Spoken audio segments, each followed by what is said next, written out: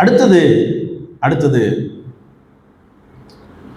ஏன் இந்த கிருபையினால நம்மளை ரட்சித்தார்? அந்த கிருபை என்ன செஞ்சது, என்ன செய்வதற்காக காத்திருக்கு அப்படின்னு பார்த்தா, பிதாவோட நிற்க நம்மளை தகுதிப்படுத்தியது. ஹல்லேலூயா. பிதாவோட நிற்க நம்மள சாக்கியம், அவரிடத்துல நிற்கக்கூடிய பாக்கியத்தை கர்த்தர் நமக்கு கொடுக்கிறார், கிருபை தருகிறது. ரெண்டாவது சொன்னேன், இசைவாய் கட்டப்பட்ட மாளிகையாக. ஹல்லேலூயா. மூணாவது சொல்றேன், நற்கிரியைகளை செய்வதற்காக. ஹல்லேலூயா. ஹல்லேலூயா. இது கிருபை குறித்து நாம் தியானித்தது. அடுத்த காரியம் ரட்சிப்பை குறித்து நாம் தியானித்தோம். ஹல்லேலூயா. ஹல்லேலூயா. இந்த ரட்சிப்பு விசுவாசத்தினாலதான் ரட்சிக்கப்படுறோம். ஹல்லேலூயா. கிருபையை கொண்டு நம்மிடத்தில் இருக்கிற விசுவாசத்தை கண்டு நாம் ரட்சிக்கப்படுகிறோம். ஹல்லேலூயா. ஹல்லேலூயா. அதுதான் இதுல பார்த்திருக்கிற மிக முக்கியமான காரியம். அப்ப அந்த கிருபையினால விசுவாசத்தை கொண்டு ரட்சிக்கப்பட்டோம் என்பதை நாம் பார்க்கிறோம். அந்த ரட்சிப்பை குறித்து நாம் தியானித்தோம். என்னென்ன அப்படின்றது அது ஒரு பெரிய பெரிய டாபிக் அன்னைக்கு உள்ளது. ஞாபகம் இருக்கிறது, நீங்க யோசனை பண்ணி செய்யுங்க. அவிசுவாசமே நம்மளுடைய ரட்சிப்பை இழப்பதற்கான காரணம். ஹல்லேலூயா. ஹல்லேலூயா. நாம் ஆக்கினைக்குள்ளாக ஆக்கப்படுவதும் அதிகமாய் அவிசுவாசமே. ஹல்லேலூயா. அப்ப இதெல்லாம் குறித்து தியானித்தோம். என்ன செய்யணும் என்பதை பார்த்தோம். ஒரு ரட்சிக்கப்பட்ட விசுவாசி என்ன செய்வார்கள் என்பதையும் பார்த்தோம். ஒரு 2 காரியங்களை பார்த்தோம். அவர்கள் சுவிசேஷத்தை என்ன பண்ணுவார்கள்? வெட்கப்படாமல் அறிவிப்பார்கள். ஹல்லேலூயா. அடுத்தது, ரட்சிக்கப்படுவதற்காக நான் என்ன செய்ய வேண்டும் என்கிற பாரம் அவங்களுக்குள்ள இருக்கும். ஹல்லேலூயா. ரட்சிக்கப்படுவதற்கு அவங்க நான் என்ன செய்யணும் என்கிற பாரம் அவங்களுக்குள்ளார இருக்கும். ஹல்லேலூயா. சரி, இதை குறித்து நாம் தியானித்தோம். நேற்று ரொம்ப முக்கியமான பகுதி பரிசுத்த ஆவியானவரை குறித்து நாம் தியானித்தோம். ஹல்லேலூயா. சரி, அது எதற்காக பரிசுத்த ஆவியானவரை தியானித்தோம் அப்படின்னா, நான் சொன்னேன், வெட்சிப்பும் வரங்களும் கர்த்தர் கொடுக்கிறதுன்னு சொன்னேன். ஹல்லேலூயா. அப்ப இந்த பரிசுத்த ஆவியானவரோடு தான் இந்த வரங்களும் செயல்படுகிறது. ஹல்லேலூயா. சரி, அப்ப பரிசுத்த ஆவியானவர் என்ன செய்கிறார் என்பதை இதில் எழுதி போட்டிருக்கேன். நம்ம வாழ்க்கையை மாற்றும். ஹல்லேலூயா. நம்ம வாழ்க்கையை என்ன பண்ணும்? மாற்றும். 2 என்ன செய்யப்படும்? நம்ம பாவத்தை குறித்து கண்டித்து உணர்த்தப்படும். 3வது, சத்தியத்தை நினைப்பூட்டும். ஹல்லேலூயா. சத்தியத்தை என்ன பண்ணும்? நினைப்பூட்டும். 4வது, வேத வசனத்தை தைரியமா சொல்ல வைக்கும். ஹல்லேலூயா. வேத வசனத்தை தைரியமா சொல்ல வைக்கும். எதை பத்தியும் பயப்படாது. அடுத்தது, தேவனுடைய வரங்களினால நிரப்பப்படும். ஹல்லேலூயா. அடுத்த காரியம் நம்மளை ஆராதிக்க வைக்கும். ஹல்லேலூயா. அடுத்தது, நம்மளை வழி நடத்தும். ஹல்லேலூயா. இதை நாம தியானிச்சோம். ஹல்லேலூயா. இன்னைக்கு முக்கியமான காரியம்னு சொன்னேன். ஆமா தானே? எத்தனை பேர் தியானிச்சிங்க? ஹலோ, ஜோம் பண்ணீங்களா? ஒரு 10 நிமிஷமாவது ஜோம் பண்ணீங்களா?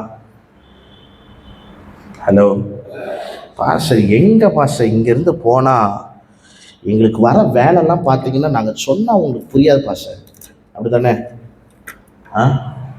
அவ்வளோ வேலை. சரி, நீங்கள் வர்றதே எனக்கு பெரிய விஷயம். அதனால் நான் உங்களை போட்டு டார்ச்சர் பண்ண நான் விருப்பப்படலை. ஜெபித்தா அதனுடைய பலனை என்ன பண்ண போகிறீங்க? பார்க்க போகிறீங்க, அவ்வளோதான். ஹல்லேலூயா.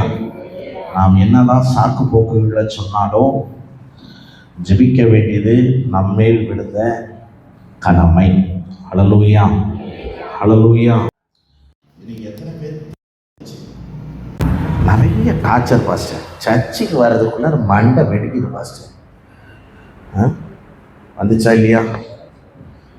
வந்தவங்களுக்காக ஸ்தோத்திரம், வராதவர்களுக்கும் ஸ்தோத்திரம். ஹல்லேலூயா, ஹல்லேலூயா.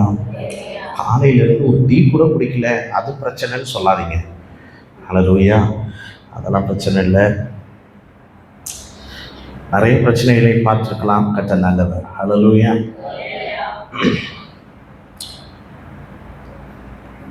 இந்த வரங்களை குறித்து பேசுவதற்காக இதை ஒரு நேற்றே இந்த பிரசங்கத்தெல்லாம் அவுட்லைன் பார்த்து வச்சுட்டேன். சரி பேசிடலாம் அப்படின்னு நினச்சி பார்த்தா, நேற்று சாயந்தரம் ஜஸ்டின் அண்ணன்ட்ட ஜெபம் நடத்த சொன்னேன். அவரும் பாவம் ஒரு பிஸியில் அவரும் மறந்துட்டார். அப்புறம் சாயந்தர ஜெபம் முடிஞ்சுது. இல்லைன்னா சாயந்தர ஜெபத்தில் நான் ஒரு மெடிடேஷன் நடக்கும் எனக்குன்னு, அது ஒரு 10 நிமிஷம் நடக்கும் ஜெபம் முடிகிற நேரத்தில். அந்த நேரத்திலே என்னுடைய பிரசங்கத்தினுடைய எல்லா அவுட்லைனும் பண்ணி வச்சுக்குவேன். அதுக்கப்புறம் உட்காந்து எழுதுறதும் ஒன்றும் பெருசாலாம் இருக்காது, இப்படி இப்படி இப்படி அவ்வளோதான் இருக்கும். அதனால் நேற்று ஃபுல்லாக ஜெபம். அதுக்கப்புறம் 8 மணி ஆச்சு வீட்டுக்கு போய் எல்லாம் முடிச்சு.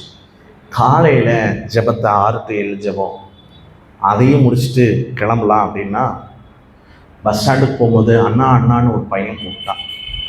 என்னடா அப்படின்னு. சரி, பிரசங்கத்தை இங்கேருந்து போகும்போதே யோசனை பண்ணிட்டு போகிறேன். இந்த வரங்களை எப்படியெல்லாம் பிரிக்கணுன்றதை பிரித்து வச்சுருக்கேன்.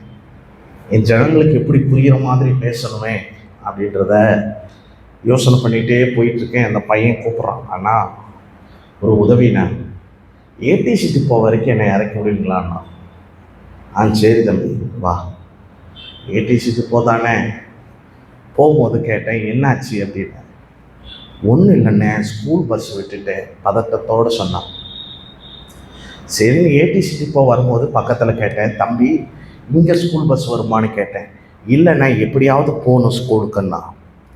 எப்படியாவது ஸ்கூலுக்கு போகணுண்ணே அப்படின்னா. சரி வா, நானே ஒன்று என்ன பண்ணுறேன், கொண்டு போய் விடுறேன்.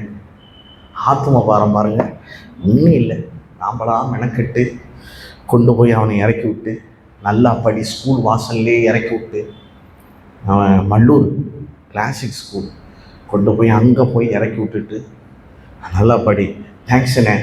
சரி, அவன் வேகமாக ஸ்கூலுக்கு போவானான்னு பார்த்தா அழகாக பேகை மாட்டிக்கிட்டு அவன் மாட்டுக்கு நடக்கிறான். அட பாவி, உனக்காகவா இங்கேருந்து என் பிரசங்கத்தை எழுதுகிற நேரத்தெல்லாம் விட்டு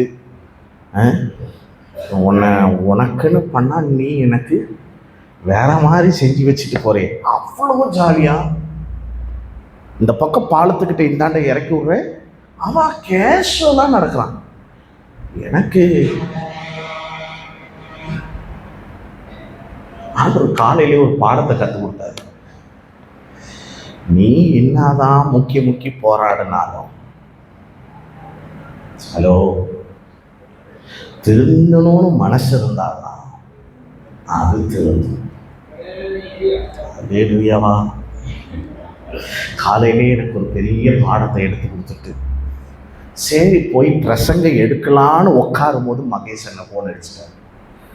பாஸ்டர், சர்ச்சுக்கு முன்னாடி ஸ்பீட் பிரேக் போடணும்ல, லெட்டர் எழுதி கொடுங்க பாஸ்டர். ஐயோ கடவுளே, ஆனால் நான் அப்புறமா எழுதி தரேன். இல்லை இப்போ வேணும், இமீடியட்டாக வேணும், வீட்டுக்கு வரட்டுமா? ஆண்டவரே என்னை சோதிக்காதீங்க ஆண்டவரே, நான் எதையாவது எழுதி வச்சுட்டு நான் போய் பிரசங்கம் பண்ணிடுறேன் அப்படின்னு அந்த லெட்டர்லாம் எழுதி பிள்ளைங்களுக்கெல்லாம் ரெடி பண்ணி முடிச்சு, அப்பா ஹல்லேலூயா, என்னுடைய பிரசங்க குறிப்புகள் எல்லாம் பைக்கிலே நடந்து முடியுது. அதனால் இன்னைக்கு அப்படி எப்படி இருக்கும், அதை ஒருமுகப்படுத்தி சரியாய் பேச கர்த்தர் கிருபை செய்வாராக. ஹல்லேலூயா. சரி, இதெல்லாம் சொல்லியாச்சு. இப்போ நம்ம முக்கியமான காரியத்துக்கு நேராக நம்ம போகலாம். பரிசுத்த ஆவியானவருடைய வரங்கள். ஹல்லேலூயா. அதை குறித்து இன்னைக்கு நாம் தியானிக்க இருக்கிறோம். வாசிங்கள் 1 கொரிந்தியரின் புஸ்தகம் 12ஆம் அதிகாரத்தை திருப்புங்கள்.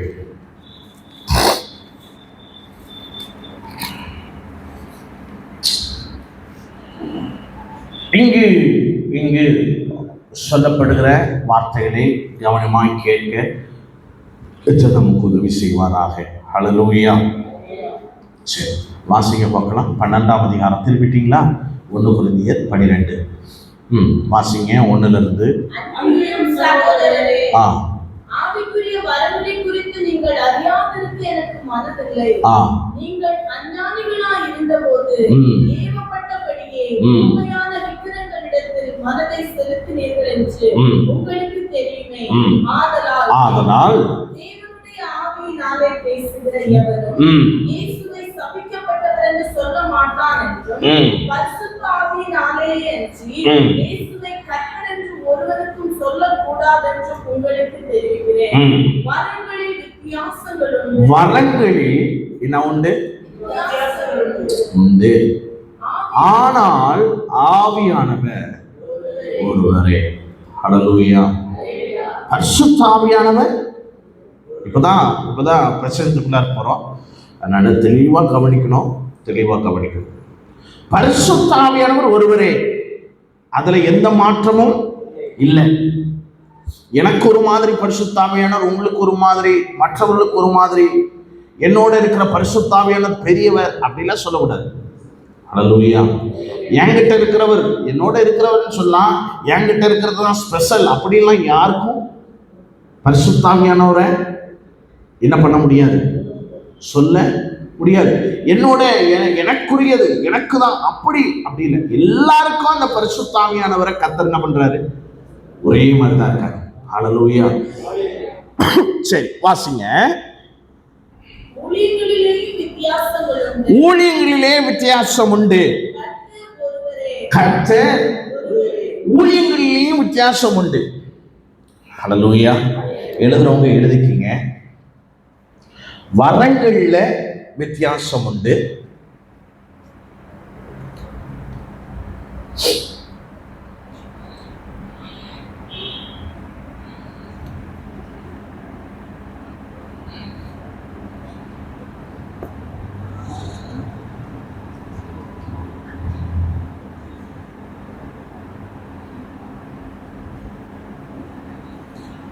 ஊழியங்களிலும் வித்தியாசம் உண்டு. ஹல்லேலூயா. எல்லாருக்கும் ஒரே ஊழியத்தை என்ன பண்ணுவதில்லை, தருவதில்லை.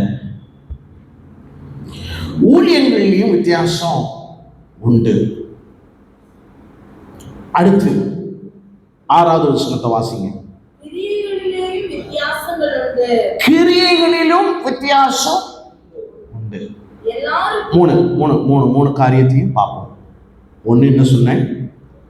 வரங்கள்ல வித்தியாசம் உண்டு, ஊழியங்கள்ல வித்தியாசம் உண்டு. 3வது சொன்னேன், கிரியைகளிலும் வித்தியாசம் உண்டு. ஹல்லேலூயா.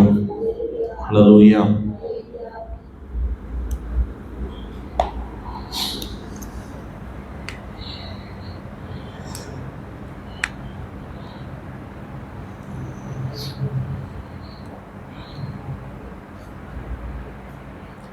எவ்வளவு அழகாக இந்த கொரிந்து சபைக்கு ஆண்டவர் எழுதி கொடுக்கிறார்ன்ற பாருங்க. கொரிந்து சபை கொஞ்சம் படிச்ச சபை, கொஞ்சம் படிக்காத சபை, கொஞ்சம் வேலை செய்கிற சபை, இப்படிதான் இருக்கு கொரிந்து சபை. அந்த கொரிந்து சபைக்கு புரியும் வண்ணமாய் அவர் தெளிவாக எழுதுகிறார். வரங்கள்ல வித்தியாசம் உண்டு, ஆனால் பரிசுத்த ஆவியானவர் ஒருவரே எழுதுறார். ஹல்லேலூயா. ஏன்னு கேட்டா வரங்கள்ல வித்தியாசம் வருதுல்ல, அப்ப பரிசுத்த ஆவியானவர் வித்தியாசம் ஆனவர்னு அவங்க என்ன பண்ணிடக்கூடாது. ஆமாதானே? உண்மை. எவ்வளவு தெளிவா எழுதிக்கான்னு பாருங்க. வரங்களை கொடுக்கிறவர் ஆவியானவர்னு சொல்லிட்டேன். அப்ப வரங்கள்ல வித்தியாசம் இருக்குன்னா ஆவியானவர் வித்தியாசம்னு சொல்லிடக்கூடாது என்பதற்காக அழகா எழுதுறாரு. எந்த புஸ்தகம் வச்சிருக்கோம்னு தெரியுது இல்லையா? 1 கொரிந்தியர் புஸ்தகம் 12ஆம் அதிகாரத்துல நம்ம தியானிக்கிறோம். சரியா? சரி. அப்ப இதுல எழுதுறாரு, வரங்கள் வித்தியாசம் உண்டு, அடுத்ததுல வேற கலர்ல, ஆனால் பரிசுத்த ஆவியானவர்ல வித்தியாசம் இல்லை. எழுதிருங்க. ஏன் எழுதுறன்றது அப்ப உங்களுக்கு புரியும். இரண்டாவது சொல்றாரு, ஊழியங்கள்ல வித்தியாசம் உண்டு, கர்த்தர் ஒருவரே.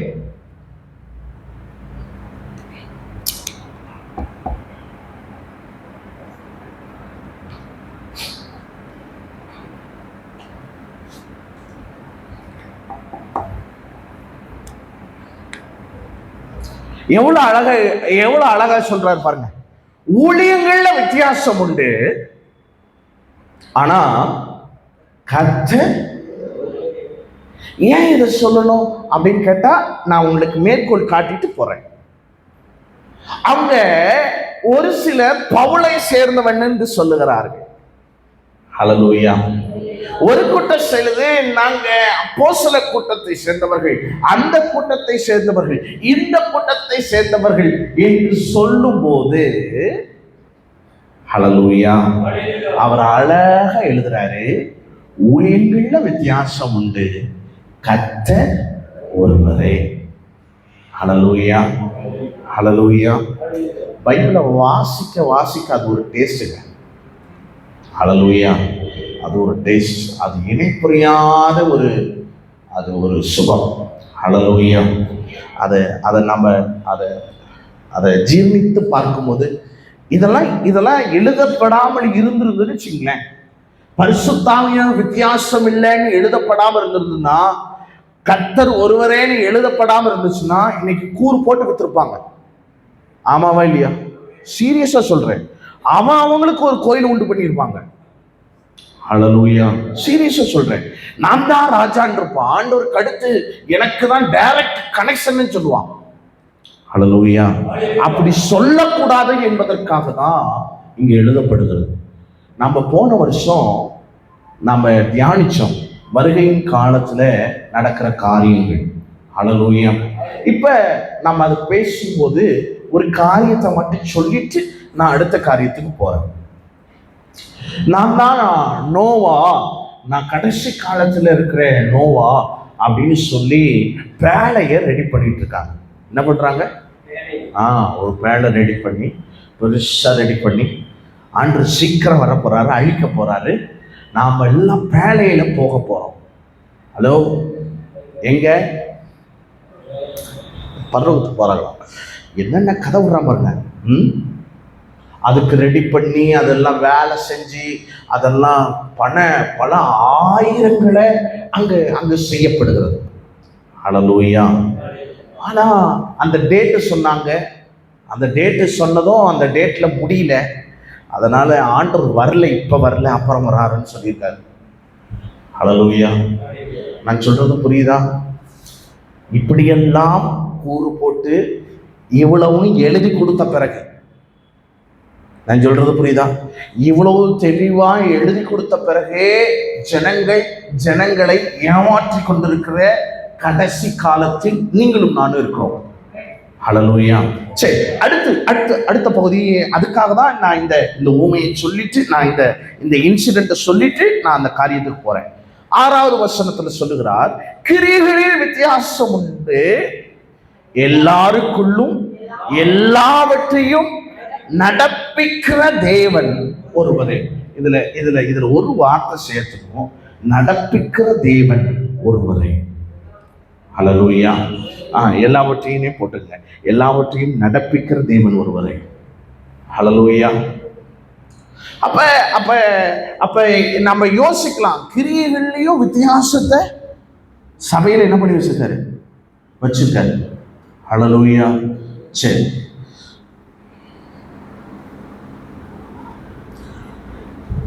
எழுதிட்டீங்களா? கவனிங்க. இப்ப என்ன கவனிங்க? 7வது வசனத்தை வாசிங்க. ஆவியினுடைய அனுகிரகம் அவனுடைய பிரயாணத்துக்கு ஏற்றதென்று புரோஜனத்திற்கென்று அளிக்கப்பட்டிருக்கிறது. ஹல்லேலூயா, ஹல்லேலூயா. சரி, இது மூணும் வரங்கள், ஊழியங்கள், கிரியைகள். ஹல்லேலூயா. வரங்கள்ல வித்தியாசம் இருக்கு, ஊழியங்கள்ல வித்தியாசம் இருக்கு, கிரியைகளில் வித்தியாசம் இருக்கு. ஹல்லேலூயா. ஆனா இவைகள் நடப்பிக்கிறவர் ஒருவரே. ஹல்லேலூயா. பரிசுத்த ஆவியானவர் தான், நம்மளுடைய தேவன் தான், நம்மளுடைய ஆண்டவர் தான். இவைகள் எல்லாத்துக்கும் தலையாக இருக்கிறார். ஹல்லேலூயா. சரி, இப்ப வாசம் இல்லையா 7வது வசனத்துல ஆவியானுடைய அனுக்கிரகம். ஹலோ, ஆவியானவருடைய அனுக்கிரகம் யாருடைய பிரயோஜனத்துக்கு? இங்க என்ன எழுதியிருக்கலாம்? என்ன எழுதியிருக்கலாம்? நல்ல யோசனை படி சொல்லுங்க. இங்க என்ன எழுதியிருக்கலாம்?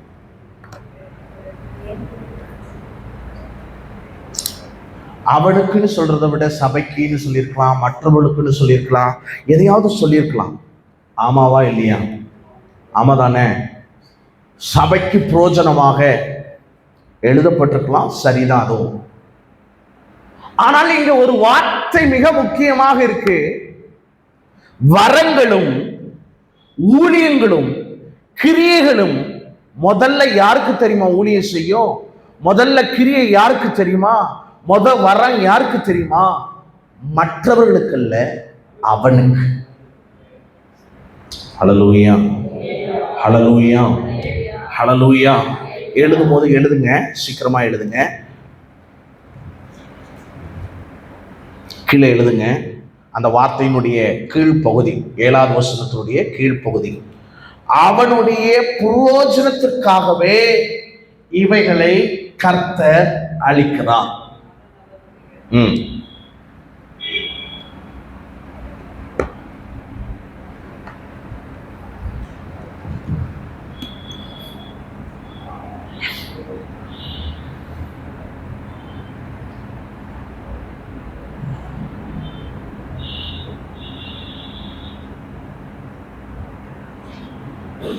நான் சொல்றது புரியுதா? புரியலன்னா இன்னொரு தடவை கூட சொல்லித்தரேன். ரொம்ப முக்கியமானது.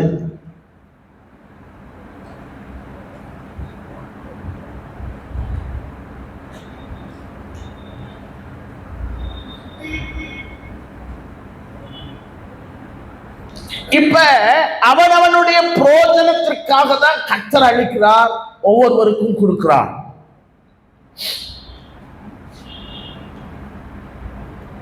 இப்ப நான் ஒரு கேள்வி, ஒரு விசுவாசிக்கு எது முக்கியம்? இது 3ல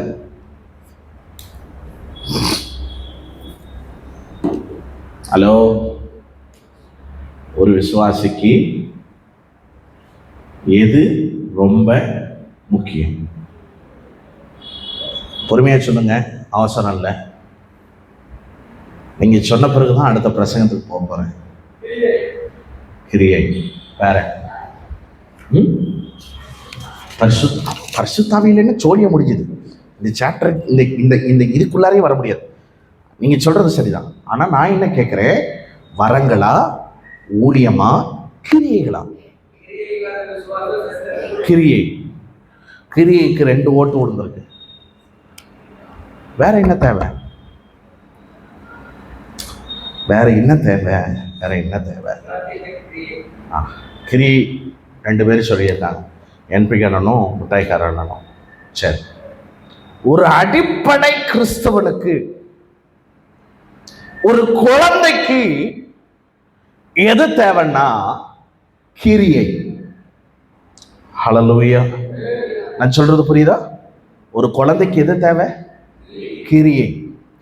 அது கிரியைகளை நடக்கும் போது, அது கிரியைகளை செய்யும் போது அதற்குள்ளார விசுவாசம் பெருகுது. நான் சொல்றது புரியுதா? யாருக்கு? குழந்தைக்கு, சின்ன குழந்தைக்கு. நான் சொல்றது புரியுதா? இப்ப இந்த ஸ்டேஜை 3 கட்டமா பிரிச்சுக்குவோம். 3 கட்டமா, சின்னது, நடு, அடுத்து பெருசு. ஹல்லேலூயா. மூணுத்தையும் காலகட்டத்தோட சொல்லுவோம். இது குழந்தை பருவம், அடுத்தது வாலிப பருவம், அடுத்தது வேதத்துல எதை சொல்லப்பட்டிருக்கு? புருஷர்கள். என்னன்னு போட்டிருக்கு?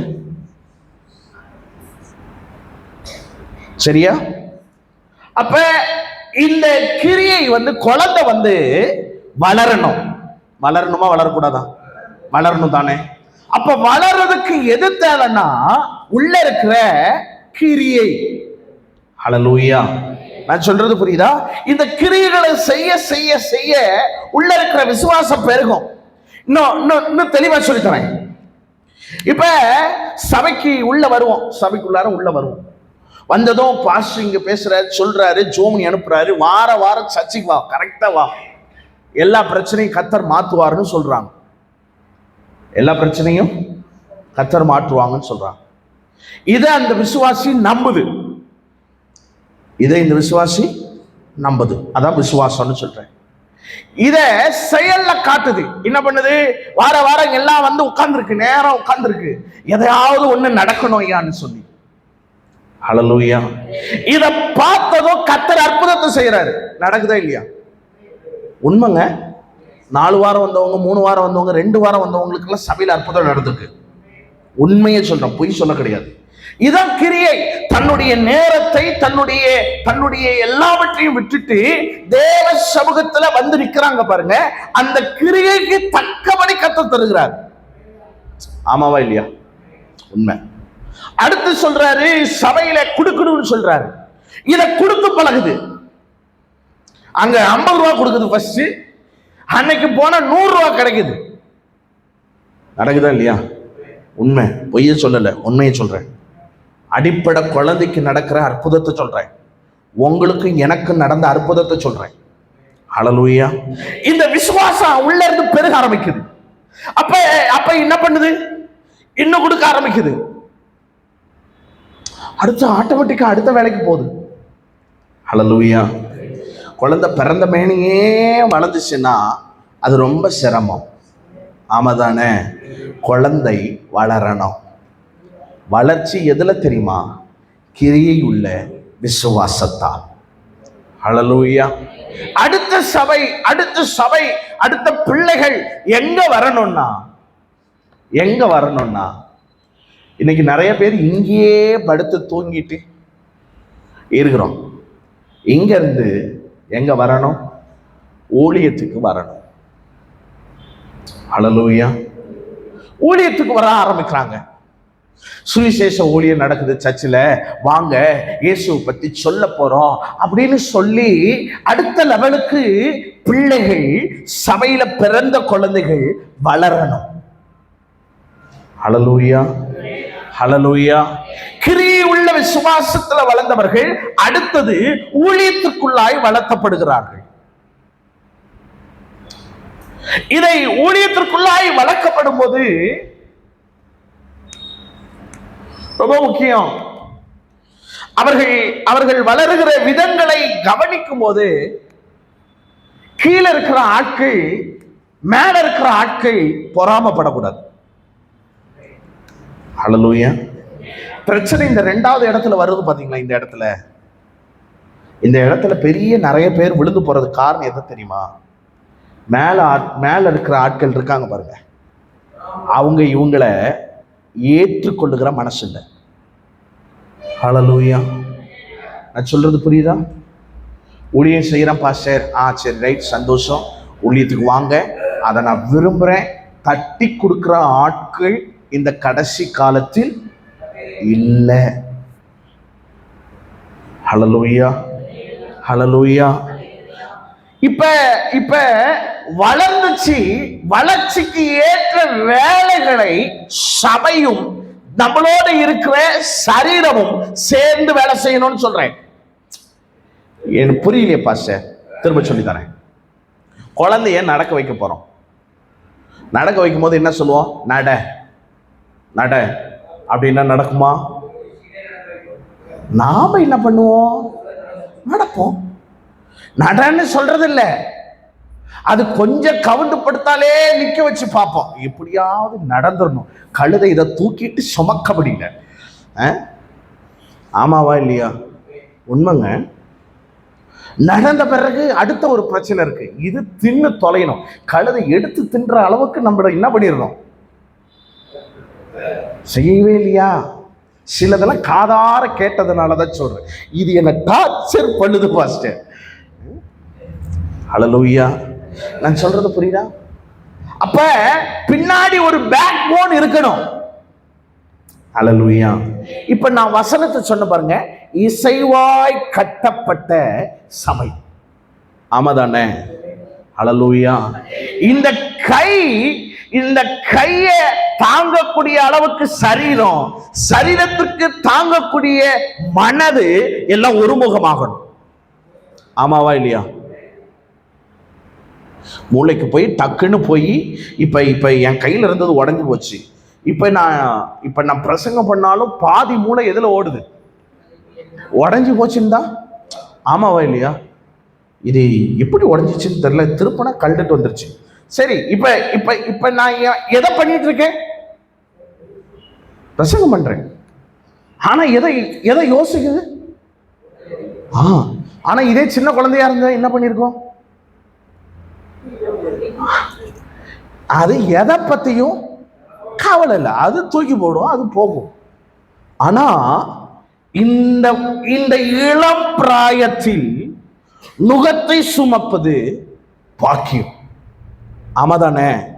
இந்த இளம் பிராயத்தில் ஊழியத்தை செய்வது பாக்கியம்னு சொல்ல வரேன்.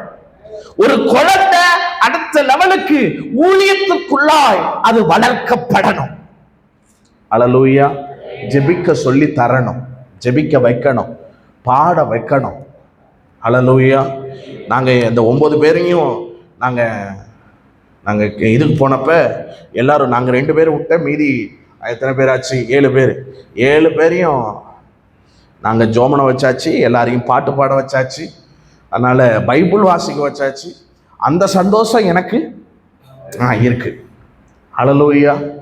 ஜெபிக்காத சபையில ஜெபிக்காத ஆட்கள், வேதம் வாசிக்காத ஆட்கள், அவர்கள் எல்லாத்தையும் நான் அவங்க சத்தத்தை என்ன பண்ணிட்டேன், கேட்டாச்சு. ஹல்லேலூயா. அதுதான் 2வது நிலைமை. 3வது ஒரு நிலைமை இருக்கு. இதான் பூரண அழகுள்ள ஒரு மனவாட்டியான சபை. ஏத்துக்கிறீங்களா இல்லையா? ஹல்லேலூயா. நம்ம வளர்ச்சி இங்கேயே இல்லை, கிரியைகளை செஞ்சுட்டு போவதில்லை. நம்ம வளர்ச்சி எங்க வரணும்னா வரங்களினால அலங்கரிக்கப்படணும். ஹல்லேலூயா. சபை நாம வரங்களினால அலங்கரிக்கப்படணும் பிரதர், அது இல்லாம போயிடக்கூடாது. ஹல்லேலூயா. அது இல்லாம நம்ம என்ன பண்ணிடக்கூடாது, போயிடக்கூடாது. ரொம்ப முக்கியம், ரொம்ப முக்கியம். இதற்காக நீங்க உழைங்க. பாச இல்லை பாச, நான் கீழே தான் இருக்கிறேன், என் கிரியைகளில் தான் இருக்கிறேன். அடுத்த நிலைமைக்கு வளருங்க. ஹல்லேலூயா. அடுத்த நிலைமை என்ன? ஊழியம். ஏதாவது ஒரு ஊழியம் செய்யுங்க. என்ன ஊழியம் செய்யணும்? நான் பிரசங்கம் பண்ணிட்டா, இல்லை நான் ஜெபம் நடத்திட்டா, ஏதாவது ஒரு ஊழியத்தை கண்டிப்பா நீங்க என்ன பண்ணணும், செய்யணும். ஹல்லேலூயா. இதுல ஒரு சிலருக்கு 2 பிரச்சனைன்னு சொல்லணும். ஒண்ணு மேல இருக்கிற ஆட்கள் இவர்களை மதிக்க மாட்டார்கள்னு சொன்னேன். 2வது ஒரு பிரச்சனை, இவங்களுக்குள்ளார நாளா நடத்தலாமா, நான் நடத்தினாலாம் ஆண்டவர் ஏற்றுக்கொள்வாரா அப்படின்ற பிரச்சனை எங்க உள்ளவர்களுக்கு வரும்? இங்க இருக்க ஊழியம் செய்யறாங்க பாருங்க, ஆரம்ப கட்டத்துல அதெல்லாம் வரும். வந்துச்சான்னு கேட்டா எனக்கெல்லாம் நிறைய வந்துச்சு. நான்லாம் ஓடிடலான்னு நினைச்சேன். துண்டை காணான்னு விட்டு ஊழியத்தையே விட்டு ஓடிடலாம், மண்டை வெடிக்குது, இதுக்கு மேலலாம் ஊழியெல்லாம் வேண்டாம்ப்பா நம்மளுக்கு அப்படின்னு நினைச்ச நாட்கள் உண்டு. ஆனா இப்ப ஒரு முடிவு பண்ணிட்டேன். என்ன முடிவு பண்ணிட்டேன்?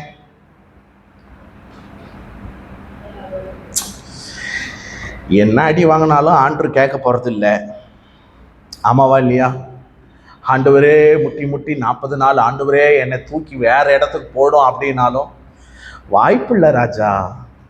நீ இங்கதான் இருக்கணும். ஹல்லேலூயா. இப்ப வளர்ச்சியை தராது. நான் என்ன சொல்ல வரேன்னு தெரியுதா? இன்னும் அதற்காகவே ஜெபிக்கல, என்ன ஆண்டவரே என்னை மாற்றும், என்ன அங்க செய்யும் இங்க செய்யும், இல்ல, ஒரு வளர்ச்சியை தர.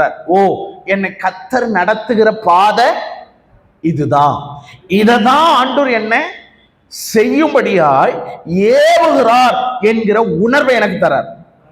நான் சொல்றது புரியுதா? ஹல்லேலூயா. ஆரம்பத்துல இதெல்லாம் என்னால முடியலையே, இவ்வளவு கஷ்டமா இருக்கு, இதெல்லாம் என்னால பண்ண முடியாது, இதை விட்டுட்டு நான் ஓடிடுறேன் அப்படின்னு சொல்லும் போது அந்த நேரத்துல கர்த்தர் நம்மளோட இருந்து அவர் நம்மளை நடத்துறான்னு சொல்ல வரேன். ஹல்லேலூயா. அவர் நம்மளை நடத்தி தைரியப்படுத்துறார். இல்ல, நடக்க முடியும், உன்னால முடியும். ஹல்லேலூயா. மூணாவது ஒரு காரியத்திற்குள்ளாய் சபை போகணும்னு ஆசைப்படுறேன். அதுதான் வரங்களினால கர்த்தர் நிரப்பணும். ஹல்லேலூயா. ஹல்லேலூயா. பிரசங்கத்துக்கு போலாமா? இப்பதான் இன்ட்ரோடக்ஷன் முடிச்சிருக்கேன். இப்பவே மணினாச்சு 1:30 மணி ஆச்சா? 11:30 ஆச்சா? கரெக்டாக ஒரு 15 நிமிஷம் இன்ட்ரோடக்ஷனை முடிச்சுட்டு ஜெபிக்க போகிறோம் இன்னைக்கு. சரியா? சரி, முடிக்க ஆண்டவர் உதவி செய்வாராக. 15 நிமிஷம் சொல்கிறேன், முடிச்சிடுவேன். சரி, இப்போ நம்ம 8வது வசனத்துக்கு வருவோம். இப்போ நல்ல கவனமாக பாருங்க. இந்த 8வது வசனத்துலேருந்து நாம் பார்க்க போகிறோம். 8லிருந்து 11 வரைக்கும் பார்க்க போகிறோம். அதுக்கப்புறம் 12 நான் சொல்லிட்டு நாம் ஜெபிக்க போகிறோம். சரியா? சரி. 8லிருந்து வாசிப்போமா? எல்லாரும் சேர்ந்து வாசிக்கலாமா? எப்படி எனில், ஒருவனுக்கு ஆவியினாலே ஞானத்தை போதிக்கும் வசனமும், வேறொருவனுக்கு அந்த ஆவியினாலே அறிவை உணர்த்தும் வசனமும், வேறொருவன் அந்த ஆவியினாலே விசுவாசமும், வேறொருவனுக்கு அந்த ஆவியினாலே குணமாக்கும் வரங்களும், வேறொருவனுக்கு தீர்க்க தரிசனம் உரைத்தலும், வேறொருவனுக்கு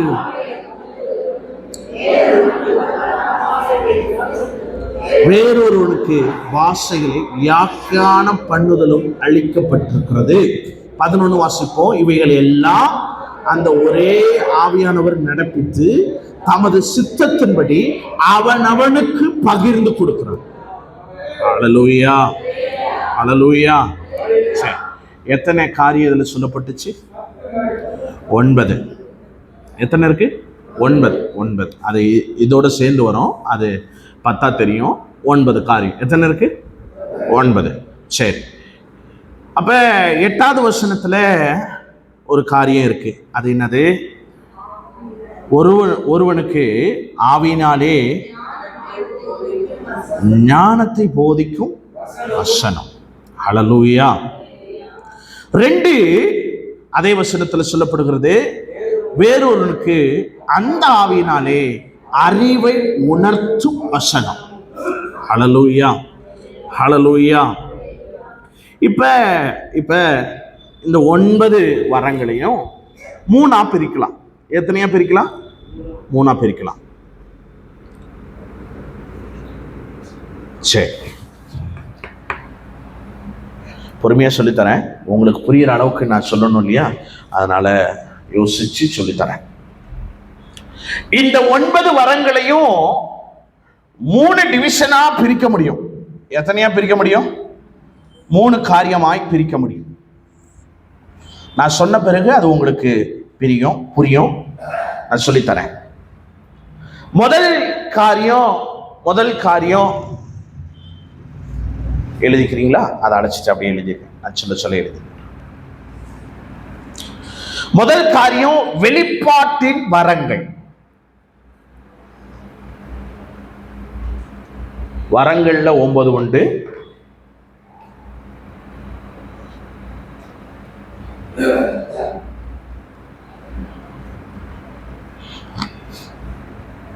அதுல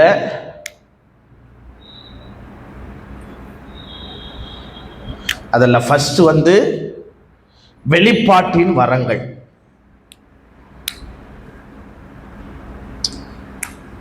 ரெண்டு வல்லமையின் வரங்கள்.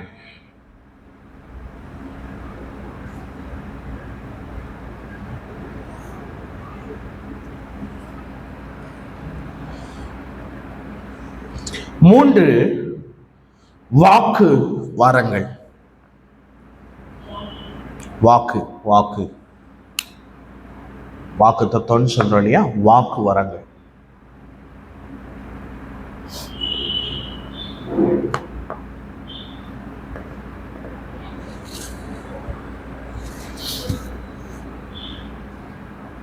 வரங்கள்ல 9 இருக்கு.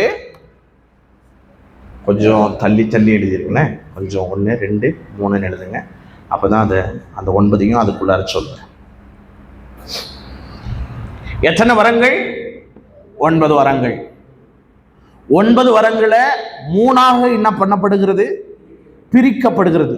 1 வெளிப்பாட்டின் வரங்கள், 2 வல்லமையின் வரங்கள், 3 வாக்கு வரங்கள். ஹல்லேலூயா. சரி, இதை நாம இன்னைக்கு பிரிச்சுட்டு கர்த்தர் உங்களுக்கு எதை கொடுத்திருக்கிறார்னு சொல்லி ஜெபம் பண்ணிட்டு நாம போறோம். சரிதானா? செய்யலாமா? சரி, இப்ப வெளிப்பாட்டின் வரங்கள் நான் சொல்றேன், அப்படி எழுதிக்கிங்க. ஞானத்தை போதிக்கும் வசனம். அது என்னது? போதிக்கும் வசனம். அது என்னது? வெளிப்பாட்டின் வரங்கள்.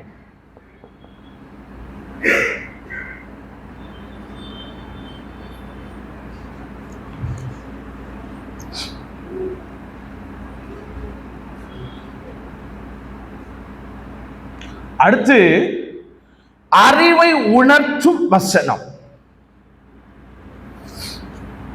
அதிலே வரும்க்கா, வெளிப்பாட்டின் வரங்கள்லேயே வரும். மொத்தம் 3 2 3 அப்படி வரும். எல்லாத்துலேயும் 3 பிரித்து வச்சிருக்கேன். அதனால எழுதிடுங்க. ஞானத்தை போதிக்கும் வசனம், அறிவை உணர்த்தும் வசனம், 3 ஆவிகளை பகுத்தறிதல்.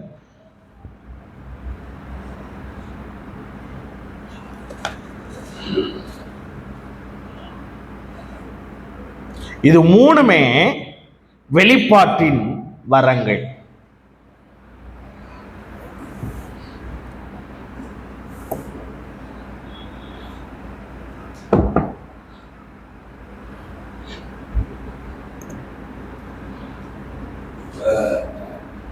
சரி, இப்ப வல்லமையின் வரங்கள். நான் இப்ப ஃபர்ஸ்ட் இது பிரிச்சிருக்கிறத பார்த்து வல்லமையின் வரங்கள் எது எதுவா இருக்கும் சும்மா அதை வாசித்து பாருங்க. எது எதுவா இருக்கும்.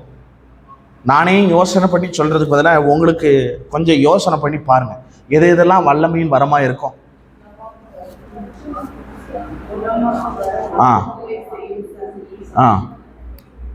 இன்னொன்று, தீர்க்க தரிசன வருஷம் வரம் வல்லமையின் வரத்துல வராது.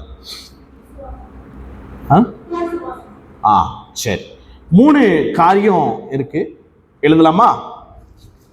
வல்லமையின் வரம் என்னன்னு கேட்டா விசுவாச வரம். என்ன வரம்? விசுவாச வரம். 2 அற்புதங்கள் நடப்பித்தல்.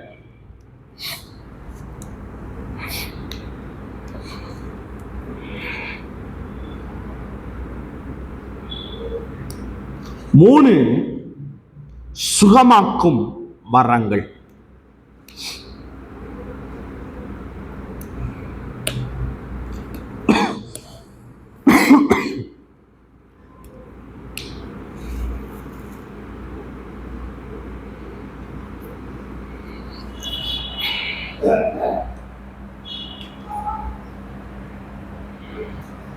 3 இதுல வாக்கு வரங்கள். வாக்கு வரங்கள் இனி இருக்கிற 3 தான், ஈஸியா சொல்லிடலாம். 1 தீர்க்க தரிசன வரம், 2 பற்பல பாஷைகள், 3 பாஷைகளின் வியாக்கியானம் பண்ணுதல்.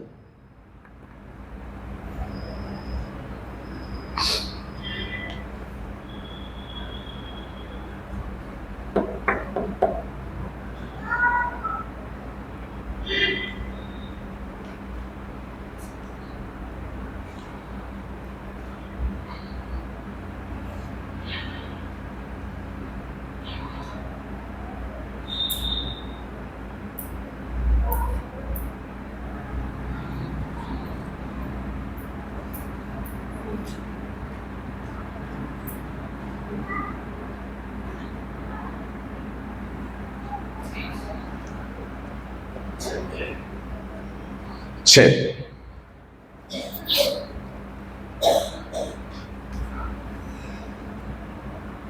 முதல் காரியம் என்ன சொன்னேன்? 3 ஃபர்ஸ்ட்ல இருந்தே வரலாமா? பொறுமையா சொல்லித்தரேன்.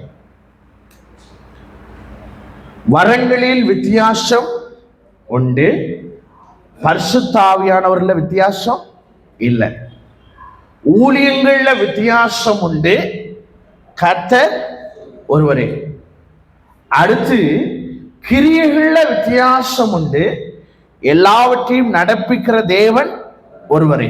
சரி, அப்ப இது எதற்காக கொடுக்கப்பட்டதுன்னா, அவனவனுடைய பிரயோஜனத்துக்காகவே கர்த்தர் என்ன பண்றாரு?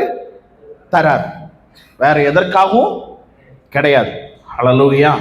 சரி, இப்ப இந்த கிரியை உள்ள வித்தியாசத்தை கிரியைகள் எங்கிருந்து ஆரம்பிக்கப்படுகிறதுனா, ஒரு குழந்தையின் அனுபவம். ஒரு குழந்தையின் அனுபவம். இது இல்லாம மேல இருக்கிற காரியம் நடக்காது. மேல இருக்கிற ஊழியம் செய்யாவிட்டா வரங்கள் செயல்படாது. நான் சொல்றது ஏத்துக்கிறேன்றவங்க மாத்திரம்.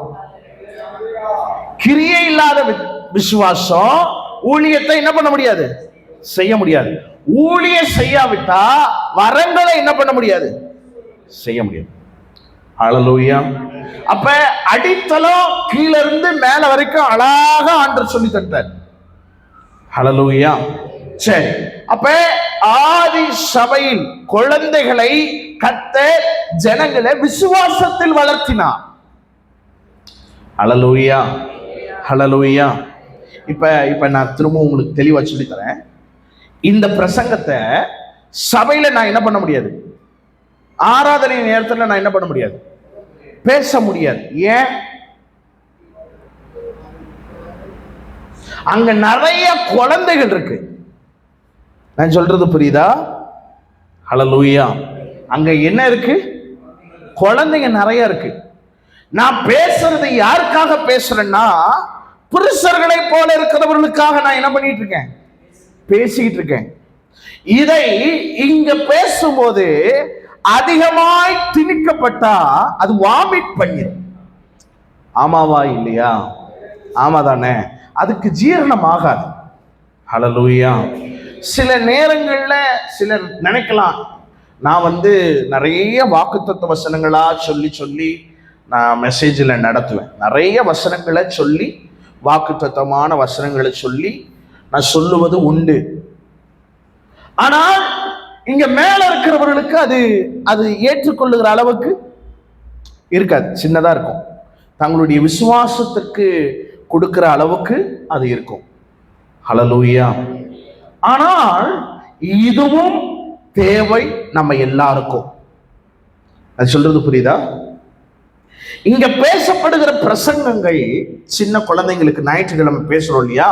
ஒரு ஞாயிற்றுக்கிழமை ஒரு சண்டே சர்வீஸ்ல பேசப்படுகிற பிரசங்கங்கள் இந்த ஜனங்களுக்கு மட்டும் இல்ல, எல்லாருக்கும் இது ஆப்ட் ஆகும்.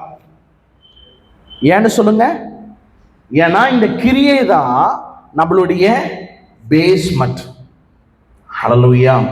நாம ஊழியங்களை செஞ்சு வரங்களினால் அலங்கரிக்கப்பட்டு சபைக்குள்ளார வரும் பொழுது திரும்பவும் நம்மளை எதை பலப்படுத்துகிறது என்றால், நம்மளுடைய விசுவாசத்தை பலப்படுத்துது. ஹல்லேலூயா. ஆகவே தான் சபைக்கு எழுதும் போது எழுதுறாரு, சபை கூடி வருதுல ஒருபோதும் என்ன பண்ணிடாதீங்க. ஏன்னா உள்ள வந்தாதான் அடிப்படையான விசுவாசத்துக்குள்ளாக நாம் வளர்க்கப்பட முடியும். ஹல்லேலூயா. சரி, இது நான் எவ்வளவு தூரம் உங்களுக்கு புரிஞ்சிருக்குன்னு தெரியல. ஆனா அடுத்த நேரத்துக்கு போறேன். சரியா? அப்ப இந்த மேல இருக்கிற காரியத்திற்கு நேராக வந்துட்டோம். இல்ல பாஸ்டர், நான் கிரியைகள்ல தான் இருக்கேன், சின்ன குழந்தை நானு, இப்ப நான் என்ன செய்யட்டும் அப்படின்னு கேட்டா, கூடுமானால் சனிக்கிழமை பேச நான் முயற்சி செய்யறேன். சரியா? இன்னைக்கு என்ன கிழமை? புதன்கிழமையா?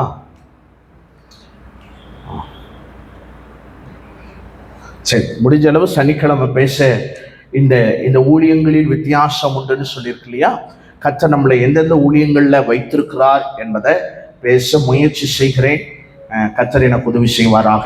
சரி, இப்ப மேல இருக்கிற இந்த வரங்களை குறித்து நாம பார்க்க கர்த்தர் நமக்கு உதவி செய்வாராக. 9 வரங்கள் இருக்குன்னு சொன்னேன். 9 வரங்கள். இந்த 9 வரங்கள்ல 3 வித்தியாசமான கோணத்தில் இருக்கு. 1 வெளிப்பாட்டின் வரங்கள், 2 வல்லமையின் வரங்கள், 3 வாக்கு வரங்கள். ஹல்லேலூயா, ஹல்லேலூயா. இப்ப உங்களுக்குள்ளார என்ன வரம் இருக்கு? வெளிப்பாட்டின் வரமா, வல்லமையின் வரமா, வாக்கு வரமா? ஹலோ, எந்த வரத்து எனக்கு இருக்கு?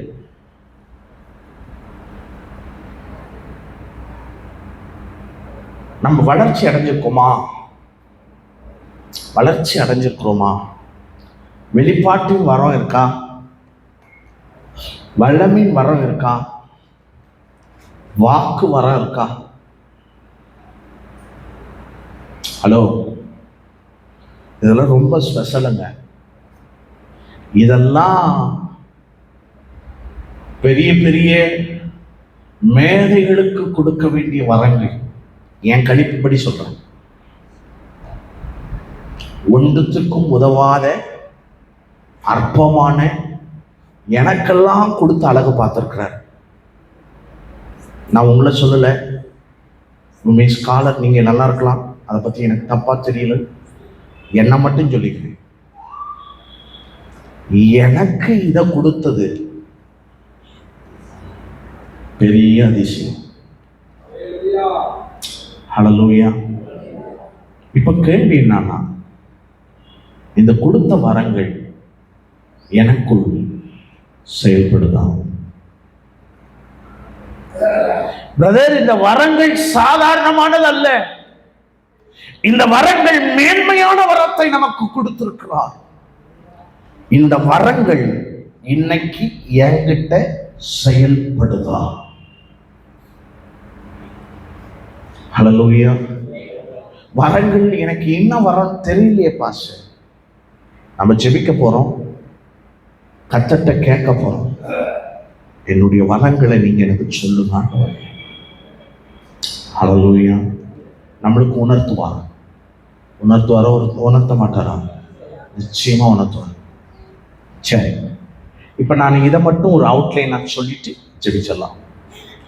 வெளிப்பாட்டின் வரத்துல ஞானத்தை போதிக்கும் வசனம். என்னதுங்க? ஞானத்தை போதிக்கும் வசனம். திடீர்னு ஒரு வசனம் வருங்க. ஹல்லேலூயா.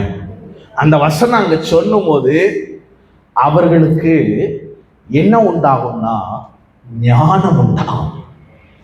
என்ன உண்டாகும்? ஆமா பாஸ்டர், நீங்க சொன்னது சரிதான். பிரதர், நீங்க சொன்னது சரிதான். ஆமா, இது நீங்க சொன்னது சரி. ஞானத்தை விளங்க பண்ணும். ரெண்டு அறிவு உணர்த்தும். ஞானம் வேற, அறிவு வேற. ஹல்லேலூயா.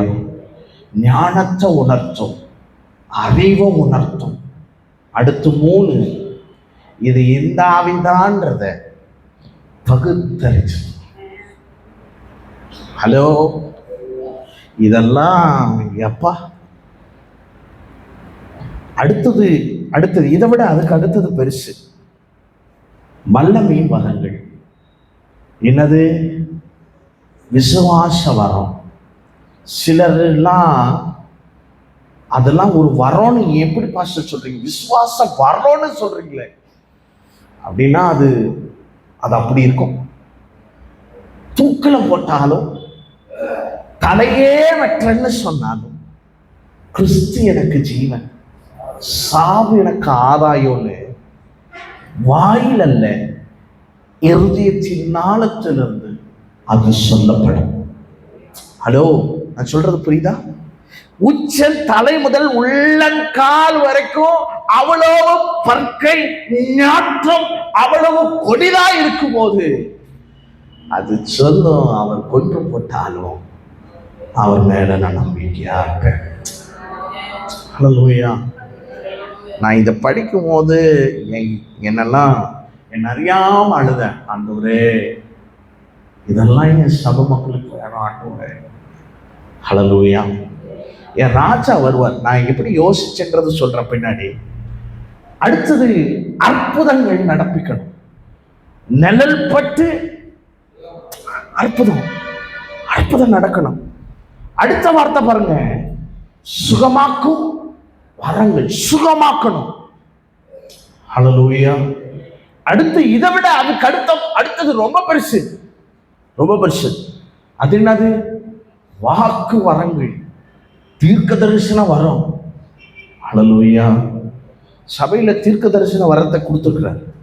ஆமாவா இல்லையா? கொடுத்துருக்காரு. அடுத்தது பற்பல பாஷைகள். அவங்க நிரப்பப்பட்டா அது பற்பல பாஷைகள் தான். நம்மளே யோசிக்கிற அளவுக்கு இருக்கும். என்னப்பா போன முறை நிரப்பும் போது வேற ஒரு பாஷைனால, இப்ப நிரப்பப்படும் போது அடுத்த ஒரு பாஷை. ஹல்லேலூயா. அடுத்து இதை விட எனக்கு ரொம்ப பிடிச்சது இதுதான். தீர்க்க தரிசன வரத்தை விட அந்த பாஷைகளுக்கு அப்பா, அது அல்டிமேட். ஒருத்தர் பேசுகிற பாஷைக்கு வியாக்கியானம் பண்றாங்க பாருங்க, அது மாதிரி வேற எதுவுமே இல்லை. இந்த வரத்தின் மேல ஒரு தாகம் இருந்தாதான் அது கிடைக்கும். சிலருக்கு ஆண்டவர் இனாமா கொடுக்கிறார். என்ன பண்றாரு? இனாமா கொடுக்கிறார், கேட்காம கொடுக்கிறார். சிலர் அதை கேட்காம பெற்றுக்கொண்டவர்கள் அதை மெச்சி அழகுபடுத்துகிற கூட்டம் உண்டு. சிலர் அழகுபடுத்தாத கூட்டமும் உண்டு. ஹல்லேலூயா. இன்னைக்கு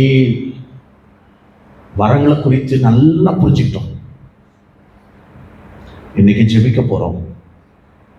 எனக்கு வரங்களை குறித்து எனக்கு கொடுத்ததை எனக்கு சொல்லுங்க ஆண்டவரே. ஹல்லேலூயா, ஹல்லேலூயா, ஹல்லேலூயா. பாஷை எனக்கு வெளிப்பாட்டின் வரங்கள் தான் கொடுத்துருக்காரு. அதனால எனக்கு நான் ரொம்ப சின்னவனா அப்படின்னு நினைச்சிடாதீங்க. எனக்கு ஞானத்தை போதிக்கிற வசனத்தை தான் கர்த்தர் கொடுத்திருக்காரு, நான் ரொம்ப சின்னவனா அப்படின்னு யோசிக்காதீங்க. அதுவும் பெருசுதான். ஹல்லேலூயா. அறிவை உணர்த்துகிற வசனமும் பெருசுதான்.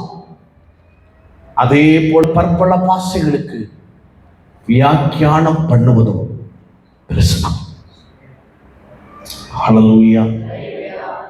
எனக்கு என்னன்னா தோணுதுன்னா, நான் சொன்ன இல்லையா, மாளிகையில என் பரலோக ராஜா உள்ள வரும்போது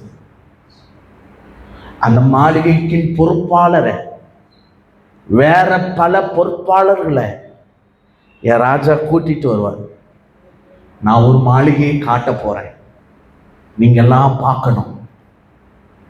அந்த மாளிகைக்குள்ளார வந்ததும் அந்த மாளிகையில அங்கங்க முத்துக்களா இருக்கணும்.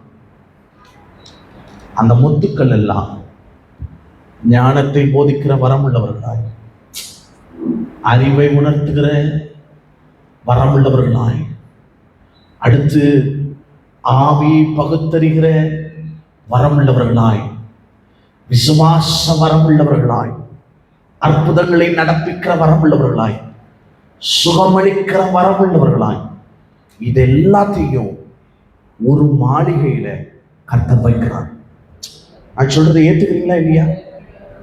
ஒவ்வொரு மாளிகைக்கும் வேறு வரங்களை கொடுக்கல, ஒரு மாளிகைக்குள்ளார இது எல்லாத்தையும் வச்சுக்க. நான் என் பிரசங்கத்தை முன்னிருந்து கேட்கிறவங்களுக்கு இது புரியும். நீங்களும் நானும் தான் இந்த சபையின் மாளிகை. இந்த மாளிகையில கர்த்தர் உங்களை வரங்களினால நிரப்பி வைத்திருக்கிறார். நான் சொன்னதை நைட்டு யோசனை பண்ணி பாருங்க. என் ராஜா வராரு, கூட ஒரு சேனையை கூட்டிட்டு வராரு. கூட்டிட்டு வந்து மாளிகையில நின்று சொல்றாரு, அங்க பாத்தியா ஞானத்தை போதிக்கிற வரமுள்ள முத்துக்கள், அங்க பாத்தியா அறிவை உணர்த்துகிற முத்துக்கள். அங்க பாத்தியா, விசுவாசம் உள்ள முத்துக்கள்.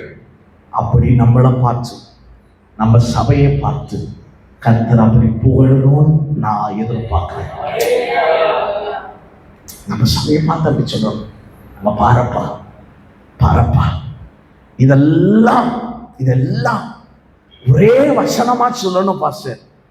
சொல்றேன், இவர்கள் எல்லாரும் ஆட்டுக்குட்டியானவருடைய ரத்தத்தில் தோய்த்து வெளுக்கப்பட்ட ஒரு கூட்டம்.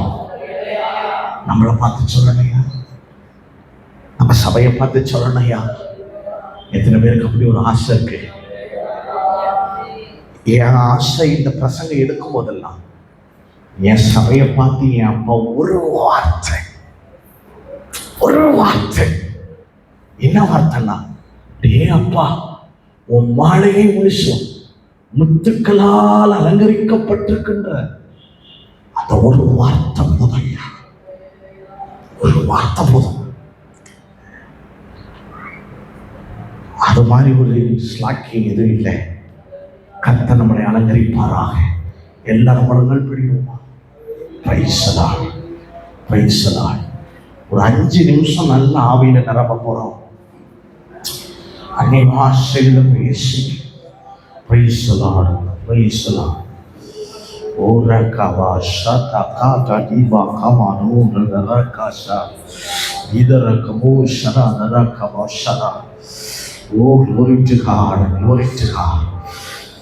ஜெபிக்க ஆரம்பிங்க, கதற ஆரம்பிங்க. உங்க சத்தங்கள் உயரட்டும், பரிசுத்த ஆவிக்குள் நிரப்பப்பட்ட ஒரு அனுபவம். Praise the Lord. E minor. Hallelujah. Oh, glory to God.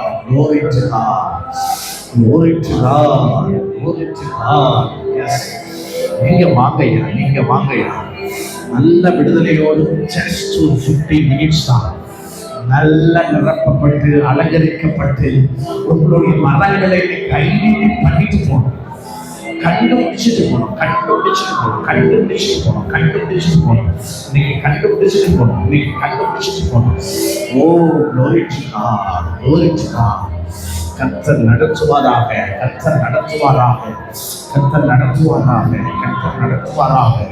O, glory to God. Pentecost நாள்ல நடந்தது கூட எங்க சபைகள்ல நடக்கப்படுவதாக.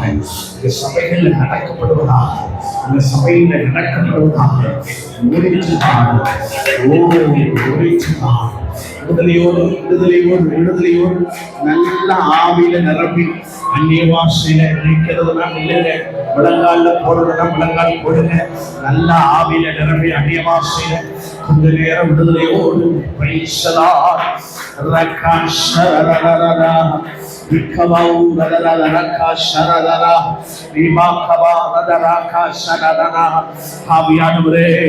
ஆவியானவரே, உங்க சத்தம் உயரட்டும். நீங்க சொல்லுங்க, உங்க பாடல் உள்ள ஆவியானவர் உள்ள வேலை செய்வார். உங்களை சும்மா இருக்க விட மாட்டேன். உங்களை தட்டி எழுப்புவார். ஓ, glory.